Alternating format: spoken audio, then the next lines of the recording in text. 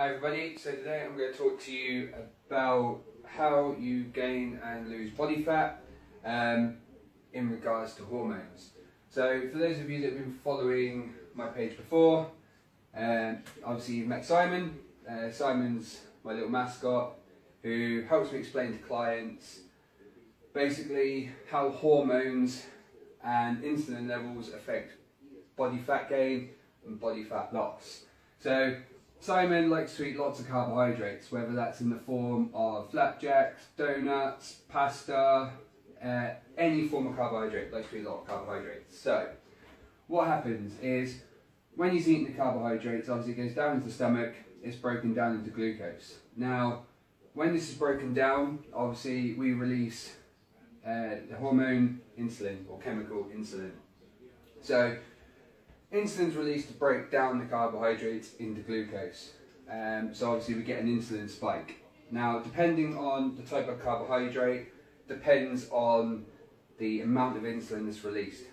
So for those of you that watched the video on my glycemic index, obviously low GI foods will obviously cause very minimal insulin spike. Whereas if you've got a higher GI food, so flapjacks, donuts, anything like that, you get a really high peak. I'll go more into this in just a moment. Okay, but what happens is when that's broken down to glucose, it's then fed off to the muscles that require it. Okay, so the muscles then release, they start to build up glycogen stores, okay, in the muscle. So obviously it needs this to obviously work and function. Okay, so on the muscles we have little receptors. So when this muscle is full of glycogen, what happens is these receptors then release to say, okay, we're full, we don't need any more. This is when leptin comes out of fat cells, okay, and then comes up and travels and tells the hypothalamus in the back of the brain, right, we don't need any more glucose, we don't need any more form of carbohydrates, you can stop eating. So with that effect, obviously that's where you start to feel full, so you don't eat any more. Okay, based on that, then it's telling the thyroid, okay, right, we need to get this now back down to a normal level of insulin and get everything back into homeostasis. So basically the body functions of keeping everything in a balance. So as we said, leptin is released to tell the hypothalamus that we've had enough, so we stop eating. What happens is then the thyroid then releases the hormone to bring down the insulin level back down to a normal level. Okay, so then what happens is then it's all broken down, okay, we function, and then what happens is when this muscle then depletes of glycogen again, okay, the receptors say, right, we're now hungry, we need more food, so then we eat more. Okay, now in regards to fat gain, what happens is if you eat too much of these carbohydrates all in one go, or over a day, or over a week, or anything like that, okay, what happens is the muscle fills up, anything left then goes straight into fat cells. Okay, so you gain glycogen in fat stores. Okay, now it's easy to put that glycogen in that fat cell. It is very hard to get it out. Now, over a period of time, what happens is the receptors on the muscle, if you continue to ignore this cycle, shut off. They don't function, okay, they don't work. Now, because of that, the leptin is not released and can't tell the hypothalamus, we're not hungry anymore. So you keep eating. Okay. The more you eat, the more goes into the fat cells. Okay. So the fat cells become bigger, to obviously provide more stores. Okay. Long-term effects of this, type 2 diabetes and basically low thyroid. The reason for that is because of this connection, okay? So what happens is if the chemical to tell the hypothalamus doesn't work, okay, it cannot tell the thyroid to stop eating, so therefore the thyroid shuts off, okay, or becomes very low active. Okay, so looking back at insulin levels, okay, so if you eat low GI foods, okay, you keep a very minimal spike throughout the whole time that you eat.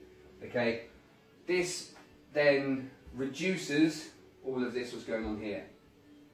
if you eat higher GI food, so donuts, flapjack, anything like that, okay, you get this high spike. Then what happens is straight after, you get a low spike, okay? And what happens is you keep doing this up and down spike, okay?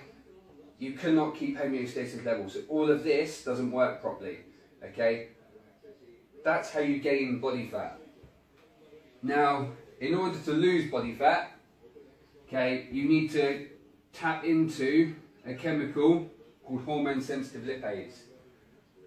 Now, this is the hormone that draws excess glycogen, okay, from fat cells to transfer back into the muscle.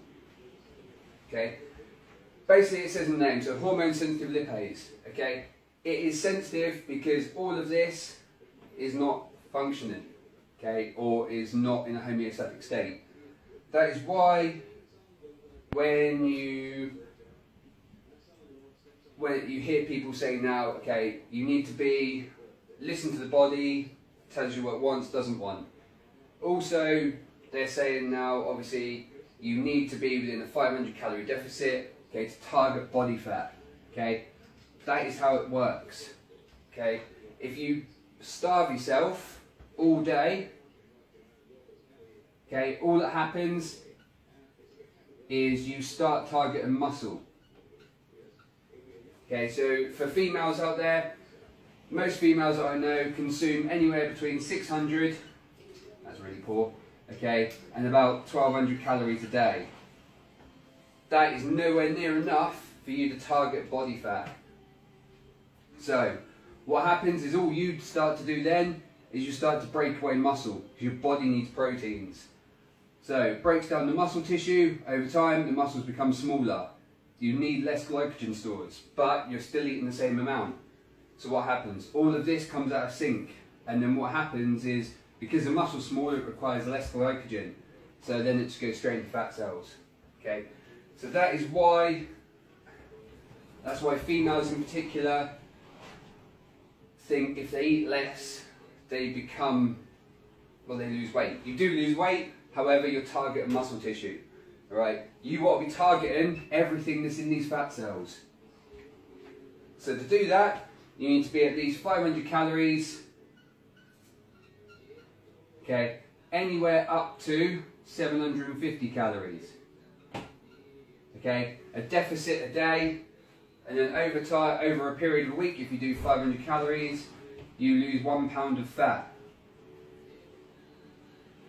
Okay, so fat loss is a long-term achievement, not an overnight fix. Okay, if you want to lose weight in general, okay, I would suggest go sit on the sofa, don't eat a lot, don't do much exercise. Okay, you'll lose fat because you break down the muscle tissue. If you want to lose body fat and become lean and stronger, like it's now starting to turn into the form of females, okay, you need to be looking at this. You need to be finding out your total daily intake you need to be consuming a day. Okay, you need to make sure you have the right amount of proteins. Whether the rest of the calories you consume a day comes from carbohydrates or dietary fats, it doesn't matter. Okay, as long as you hit your calorie deficit and then the protein target, then anything else, as long as you stay within them two, you'll start to lose body fat over time. It's a long process. However, it is a long-term fix. Also, being aware of this educates yourself in regards to when you look at foods. You go, okay, right, so that's a high GI food, that's high in carbohydrates, high in sugars, things like that. Maybe I should only have a little bit of that. Okay. Hope this is really helpful, and I will be open to any questions if you require anything else. Thank you.